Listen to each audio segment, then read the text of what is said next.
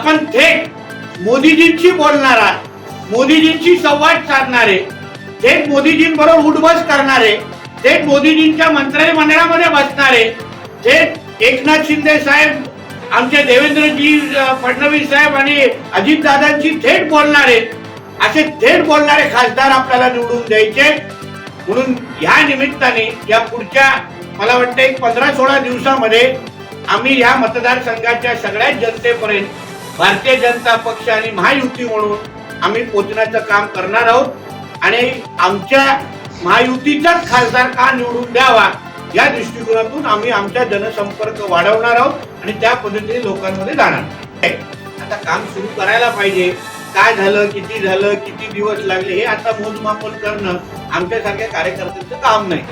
म्हणून मला असं वाटतं की पत्रकारांनी एवढे दिवस उमेदवारी उशीर होणं हे कार्यकर्त्यांपेक्षा आपला खूप भरपूर फायदा झालेला आहे.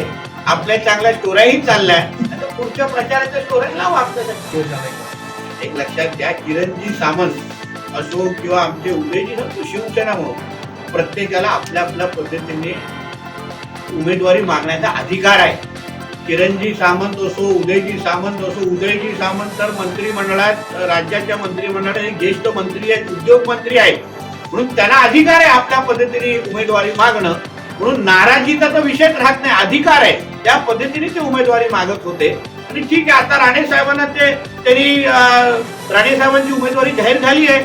मी उदयजींशी पण बोललो, किरणजींच्या फोनवरून उदयजींशी बोललो, किरण सामंतांशी पण बोललो आणि आम्ही आता ह्या पुढे महायुती म्हणून आणि सामंत आणि राणे कुटुंबे एकत्र म्हणून राणे साहेबांना ऐतिहासिक मतधिक्य घेऊन निवडून आणणार आहोत असं निर्धार आम्ही सगळ्या जणांनी केलेला आहे. किरण सामंतांच्या अपक्ष उमेदवारीची चर्चा सुरू आहे.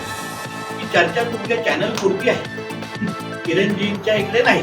म्हणून मी तुम्हाला बोलतो की आपल्या चॅनल पुरतं आणि आपल्या मीडिया पुरतं ह्या बातम्या आपण चालवत होत्या, पण किरणजी सामंतांच्या मनात असं काहीच नव्हतं. त्यांनी कधी अशी इच्छा जाहीर केली नव्हती. प्रयत्न निश्चित पद्धतीने करत होते उमेदवारीसाठी, त्याच्यामध्ये काही चूक नाही. पण मला वाटतं की आता उमेदवारी जाहीर झालेली आहे. आता तुम्हाला आम्ही हातात हात घालून फेविकॉलचा मजबूत जोड प्रमाणे सगळीकडे फिरताना दिसू. हाच तो मोठा फायदा आपल्याला राणे साहेबांसारखा अनुभवी खासदाराचा होईल उद्या. कारण का हे सगळे जे केंद्र सरकारकडे हातातले असलेले जे विषय आहेत ते जे थेट मोदी साहेबांकडे मांडायचे आहेत, थेट त्या मंत्र्याकडे मांडायचे आहेत. आता म्हणजे माफ करा, पण विनायक राऊत तिथे गेल्यानंतर त्यांना वेळ मागायला लागतो मंत्र्याकडे, पण राणे साहेबांना वेळ दिला जातो.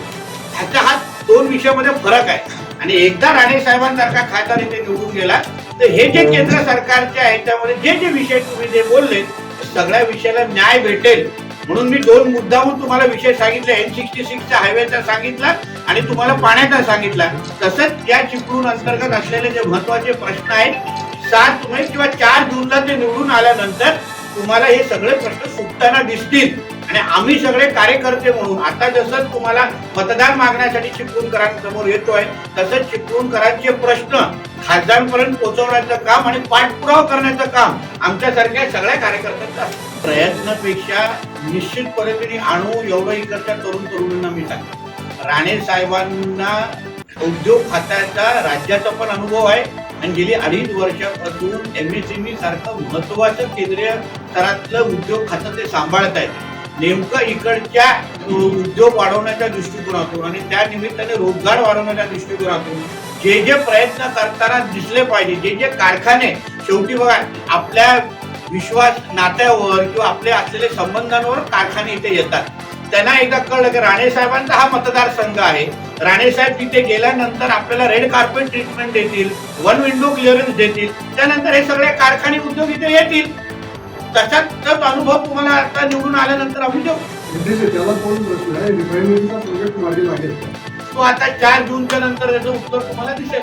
रोजगार निर्मितीसाठी जे जे प्रयत्न करायला लागतील 2 हाताला काम मिळवून देण्यासाठी, जेणेकरून आमचा तरुणी हा मुंबई पुण्याकडे न जाता आमच्या चिपळूणमध्ये राहून, आमच्या रत्नागिरी राहून, आमच्या सिंधुदुर्गात आपल्या कुटुंबाबरोबरच राहून तिथे नोकऱ्या धंद्या व्यवसाय करेल अशा पद्धतीचे पावलं उचलले जातात. आम्हाला लोकांना खरं चित्र दाखवायचं आहे. शेवटी गेली 10 वर्ष भारतीय जनता पक्षाच्या कार्यकर्त्यांच्या जोरावर ते 2दा खासदार निवडून आले. पण 10 वर्ष असं काही प्रमुख काम ह्या मतदारसंघामध्ये ते करू शकले नाही. असं काम काय दाखवू शकले नाही. जे काय केलं ते मोदी सरकारच्याच जोरावर केलेलं आहे. म्हणून मी जसं सांगितलं की आता थेट मोदीजींच्या बरोबर बसणारा आपल्याला लोकप्रतिनिधी द्यायचा आहे. म्हणून जे जे कामं ते करू शकले नाही, जे जे आश्वासन, आता उदाहरण चिपळूणचे वेगळे प्रश्न आहेत, देवरुखचे प्रश्न आहेत, आमच्या रत्नागिरी टाइम्स डिजिटलला लाईक करा, सबस्क्राईब करा, शेअर करा आणि बेल आयकॉन दाबायला विसरू नका. पाहत रहा टाइम्स डिजिटल.